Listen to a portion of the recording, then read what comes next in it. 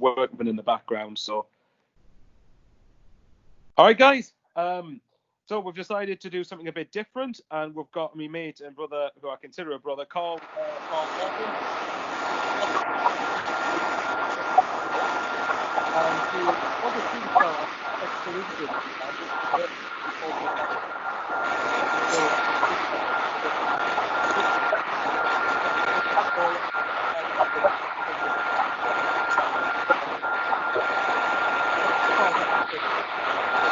Not too bad, actually.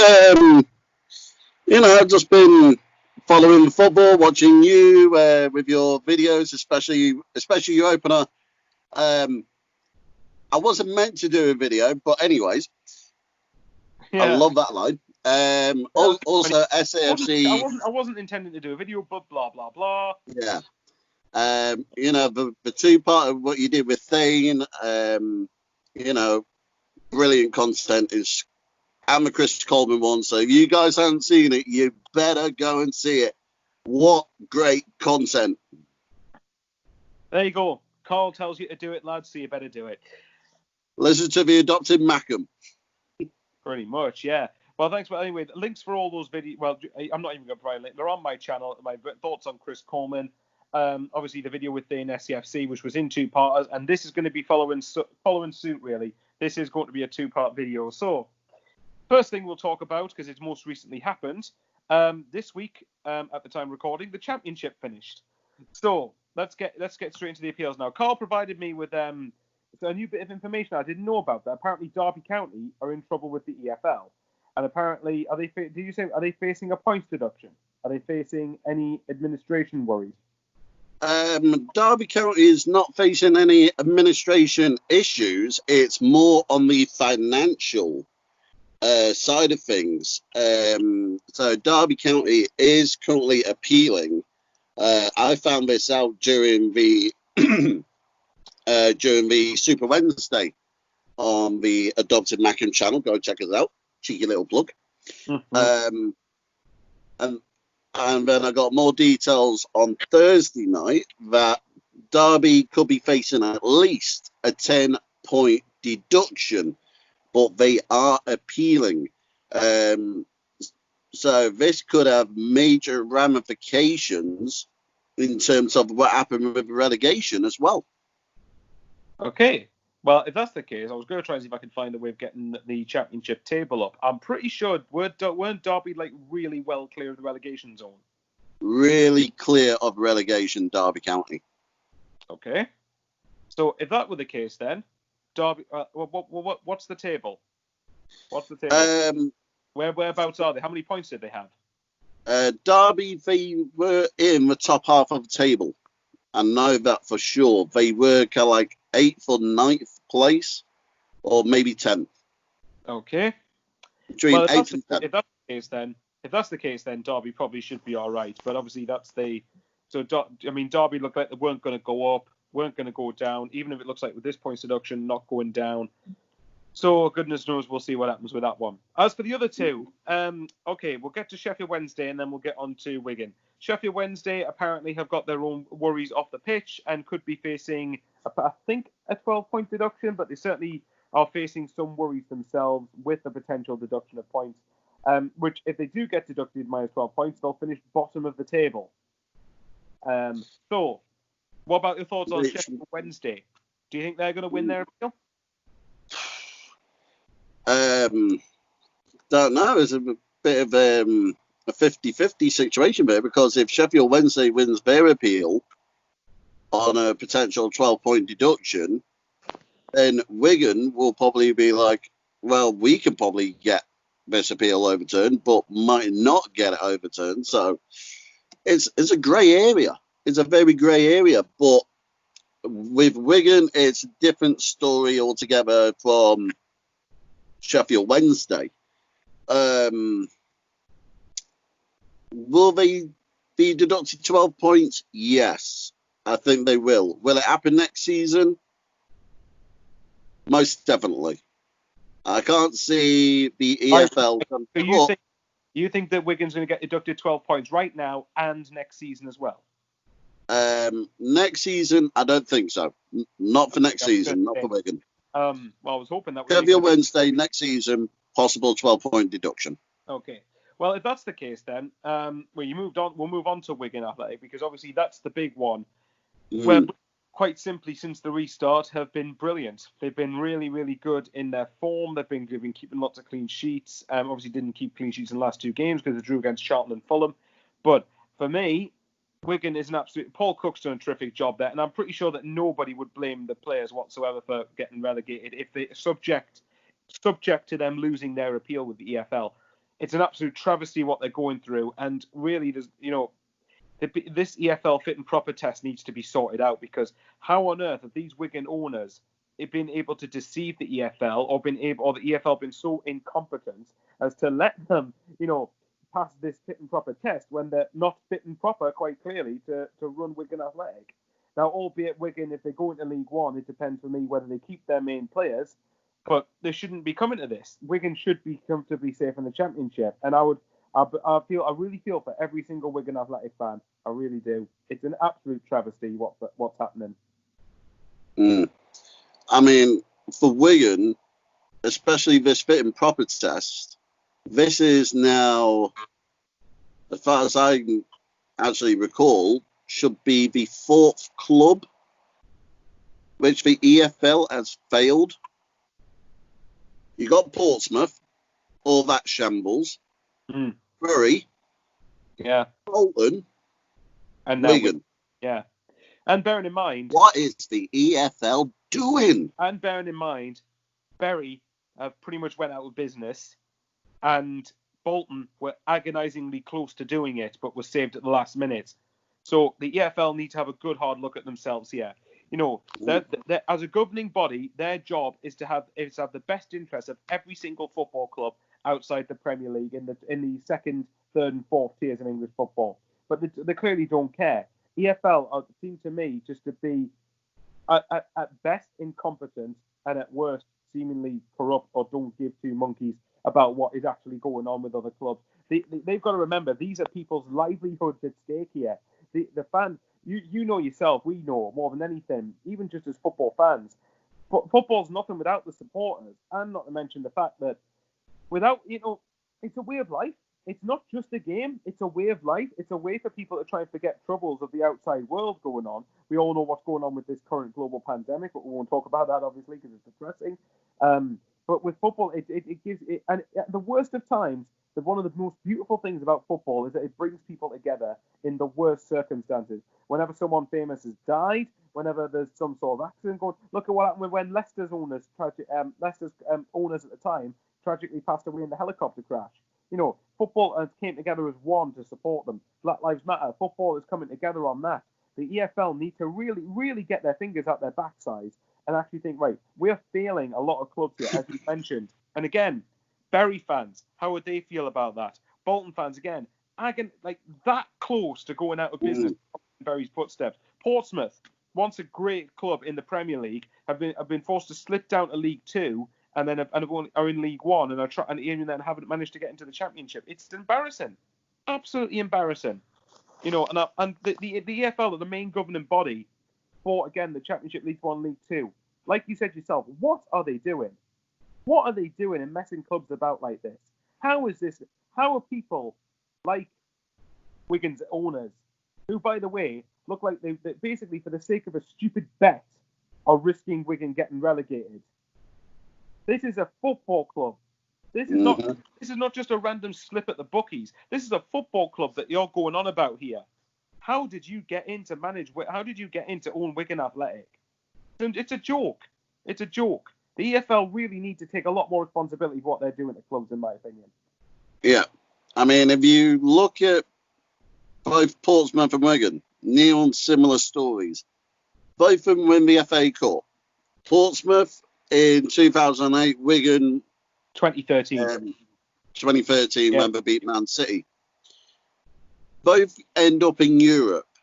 Didn't do really well in Europe, but they ended up in Europe, got the big money. Now look at them. Exactly. Absolute shambles.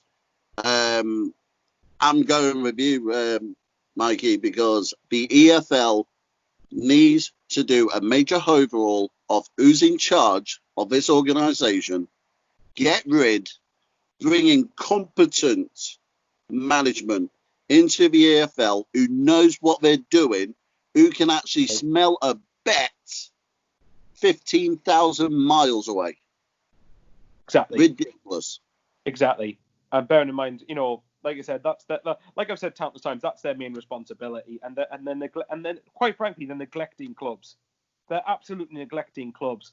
And that's the thing. And even if you look at the EFL with the way they handled the restart, the Championship can afford to restart, but the likes of League 1 and 2 can't, because League 1 and 2, for example, and I kind of get it, Leagues 1 and 2, Sunderland's obviously an exception to that in some respects, but lots of other clubs can't afford to run without fans. They can't afford it. They just cannot afford to run without support. And that's, for me, where the EFL should have stepped in and actually tried to financially support certain clubs. Maybe it was apparently I think I heard somewhere the EFL did offer to pay for tests for COVID. They offered to pay for the tests for all the clubs in Leagues 1 and 2 for COVID, and the clubs themselves have said, no, we might need that down the line. If that's the case, fair enough. That's one thing the EFL have done right. But I just, like I said before, I just can't. Oh, I'm getting too annoyed again. I'm getting too angry. It's like I said, the EFL need an overhaul. I'm sure there are going to be people at the EFL who really do care and really do give a toss about clubs, but there'll be some there that are just there for their own agendas and there for financial gain or what's in it for them. And to an extent, you need to think about your career. That's fair enough. You need to make a living. You need to think about all these things for yourself. But again, the English Football League, you've got to look at it that way. Come on, it's time for change. Let's actually sort this out. So stuff like Portsmouth, Bolton, Wigan, and more importantly, Bury, that stuff like that just doesn't happen. It shouldn't be. There's absolutely no way, especially when Wigan's administration, if what we've been came out is true, Wigan's administration in particular has been completely needless. Completely needless. Hasn't been necessary at all. So again, Wigan fans, feel you completely. Right, we'll move on to another topic. It's actually, pretty much that. Well, I'll move on from my incoherent rambling and actually try and talk something positive. The EFL has a new start date. We have a start date of September the 12th for Championship, League 1 and League 2. So, Carl, thoughts on that? September the 12th. We only have about 7 weeks to wait until, certainly for Sunderland anyway, football returns. 7 weeks to wait before I can get back into my favourite sports bar and head back to the best stadium in the country. Can't wait. September 12th, restart. I think it's needed. It's needed quicker than September 12th. You look at the clubs in League 2 at the minute, Grimsby, Exeter, Bolton now, Barrow, who's won promotion. Yeah. They need the start to come in and try to get the fans in so they can survive. Championship, it's got to be a bit different because you got Norwich. They're coming into the Championship. It's got to be different without Leeds, without West Brom, Wigan, Charlton Hall. It's got to be different landscape there. But for League 1, I can't wait. Yeah, This is our time. This is our time. Oh, I really hope. If we do not go up this from September 12th to the end of the season, I'll be standing at the Stadium of Light every single day, and I'll be literally demanding answers. Why are we not up? Well, I'll save the Sunderland stuff for part 2, but as far as the EFL is concerned, yes. Well, obviously you've got the clubs you've mentioned. Obviously, assuming Wigan lose their appeal, you've got Charlton, Wigan, and Hull coming down. I won't go into it too much, but for me, I think that if Wigan keep their main players like Keeper Moore and Jamal Lowe, then I think they'll win League 1 next year if they keep them. I think if they keep Paul Cook and they keep the majority of their side together, I think they'll do very well. The other two I'm not as sure about. Lee Boyer apparently, in post-match interviews after they got hammered at Leeds and obviously confirmed relegation, apparently looked quite defeated. He looked very broken. I didn't see the interview in question, but apparently he didn't look in a good state. Hull's probably one of the biggest capitulations I've ever seen. Hull, after 26 odd games, were on 39 points and was something just outside the playoffs. Since they sold Bowen and Grzycki, I think that's how you pronounce Grzycki. It's either Grzycki, I think it's Grzycki. Since they sold them, just completely plummeted. And I get selling Jared Bowen for the price that he was going for. I don't understand selling Grzycki at all. For something like 1 million, 1.5 million, you might as well keep him. And I think if they kept him, they would have preserved their championship status. But then you've got obviously the teams coming down. And this is the last thing I want to touch on before we finish this part one. About obviously Norwich are coming down, and then it's a question of who's going to come down with them. Obviously Leeds and West Brom are going up, and it's a question of the playoffs. I'll very quickly touch on the playoffs. I want simple answers. Who do you think will win the play? So you've got Brentford in third, Fulham in fourth, Cardiff fifth, Swansea sixth. So you've got Swansea v Brentford and Cardiff v Fulham in the playoffs. Simple, two simple answers. Firstly, who do you want to come up to the Premier League with Leeds and West Brom? And secondly, who do you think will come up to the Premier League with Leeds and West Brom? Well, my initial reaction was going to be Millwall, but ever since what happened on Wednesday, it's turned me head. Yeah, that's not completely. So, in the final, I'm going to change my entire prediction. I still say it's going to be a London Borough derby, Brentford v Fulham. Okay, I agree. And who do you think is going to win it? Who do you want and think will win it? Because I would like to see Brentford go up, but I think Fulham will do it. Brentford kind of choked against Barnsley on Wednesday, so unfortunately, Brentford, you did have me sport, but I got to go for the Cottagers. I got to go for Fulham. Right then, and the last thing we'll talk about is the Premier League, because obviously at the time of recording, the Premier League has still got one more round of fixtures left. We have got Norwich, who are right. First of all, the top four. Now, the battle for the top four is quite interesting because you've got Chelsea, who are in. Hang on, I think it's Chelsea in fourth, Man United are in third. Hang on, I need to double check this. Yeah, I'm sure it's Man United in third with 63 points, Chelsea in fourth, 63 points, and Leicester in fifth with 62 points. The Correct. two question are Chelsea v Wolves and Leicester v Manchester United. Who is getting your vote to finish in the Champions League spots? I think it's going to be Chelsea and Man United. I think Leicester will probably either draw or lose to Man United, and I think Chelsea will get a draw against Wolves. So I think Man United finish third, Chelsea fourth, and Leicester fifth. I think Lampard might push his Chelsea boys to get that third spot. Leicester, Man United could be a draw. But both of them are playing on good form. So I'm saying Liverpool first, Man City second, Chelsea third, Man United fourth, Leicester fifth. That's the thing, because Man United only need to avoid defeat. If they avoid defeat, they're in the Champions League. But on the other hand, even if Man United finish fifth, they've still got the Europa League to come next month. So that'll be interesting. Last one. Who is coming down with Norwich? So coming into the last game, we've got West Ham against Aston Villa. West Ham, of course, got the point in midweek against Man United. They're already safe. Villa are just outside the bottom three on goal difference, and they have to play West Ham. So I think Villa will be pretty thankful West Ham are already safe. Watford have got to go to Arsenal. Now, Arsenal lost to Aston Villa in midweek, but Arsenal also, you could say, have their one eye on the FA Cup final when they're going to play Chelsea in a week's time. Arsenal and Watford. Now, Villa and Watford are on the same amount of points, and I think the goal difference is one goal worse off in favour of Villa. As far as the other game, Everton v Bournemouth. Bournemouth are 3 points behind.